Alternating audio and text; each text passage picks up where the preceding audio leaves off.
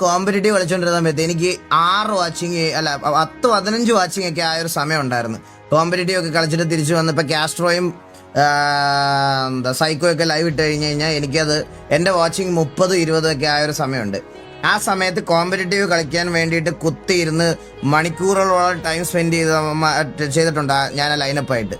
അവന്മാരെന്നെ നൈസായിട്ട് എന്നോട് പോലും പറയാതെ വേറെ സ്ക്വാഡിൽ ജോയിൻ ചെയ്ത് എൻ്റെ കൂടെ നിന്ന് ഒരാഴ്ച കഴിഞ്ഞപ്പോൾ നൈസായിട്ട് എന്നെ അവോയ്ഡ് ചെയ്ത് പോയി, ഒഴിവാക്കി പോയി. എന്നിട്ട് ഈ കുണ്ണ ഇന്ന് മെസ്സേജ് അയക്കുക, ഇന്ന് വന്ന് എനിക്ക് മെസ്സേജ് അയക്കുക, ഈഗിളെ ഞങ്ങളൊരു ബിസിനസ് തുടങ്ങിയിട്ടുണ്ട്, ഞങ്ങൾ ഈഗിളിനെയും കൂടെ പാർട്ട്ണർ ആക്കാന്നുള്ള ഒരു ഇതിലാണ്. ഈഗിള് അത് പ്രൊമോട്ട് ചെയ്യണം, ഈഗിളിനെയും കൂടെ പാർട്ട്ണർ ആക്കാൻ നമ്മൾ 3 പേര് ഓൾറെഡി ഉണ്ട്, നാലാമത്തെ ആളായിട്ട് ഈഗിള് വരണമെന്ന്. അന്ന് എൻ്റെ അടുത്ത് പറഞ്ഞിട്ട് പോയ ഓർമ്മയുണ്ടോ?